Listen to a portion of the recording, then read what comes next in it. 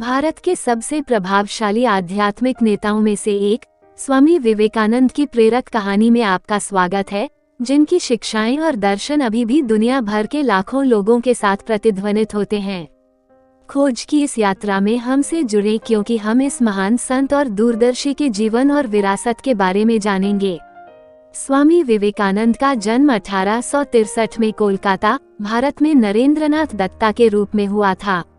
बहुत कम उम्र से उन्होंने उल्लेखनीय बुद्धिमत्ता, ज्ञान की प्यास और दमित और वंचितों के लिए करुणा की गहरी भावना का प्रदर्शन किया।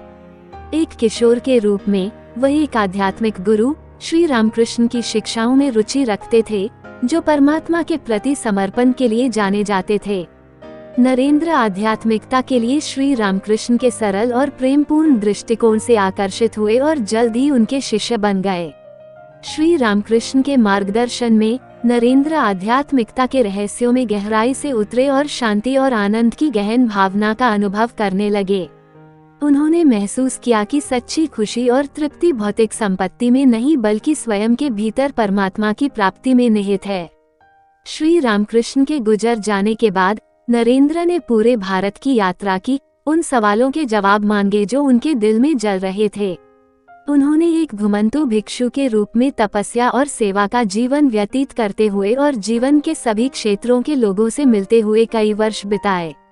1893 में नरेंद्र ने विश्व धर्म संसद में भाग लेने के लिए शिकागो की यात्रा की, जहां उन्होंने धर्मों की एकता पर एक महत्वपूर्ण भाषण दिया।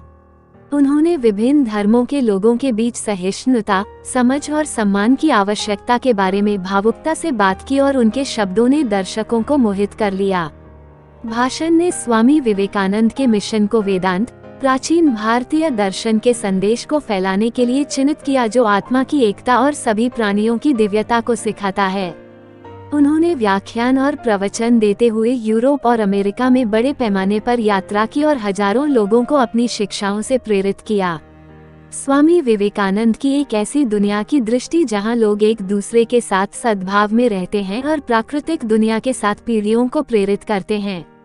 उनकी विरासत रामकृष्ण मिशन में सन्निहित है, एक आध्यात्मिक संगठन जो शिक्षा, स्वास्थ्य देखभाल और सामाजिक कल्याण के माध्यम से समाज के उत्थान के लिए अथक प्रयास करता है।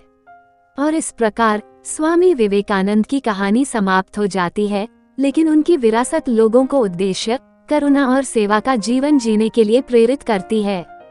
उनकी शिक्षाएं हमें एक ऐसी दुनिया की ओर ले जाती हैं जो अधिक न्यायपूर्ण, शांतिपूर्ण और सामंजस्यपूर्ण हो। हम आशा करते हैं कि आपने इस महान संत और नेता के जीवन और कार्यों की इस यात्रा का आनंद लिया।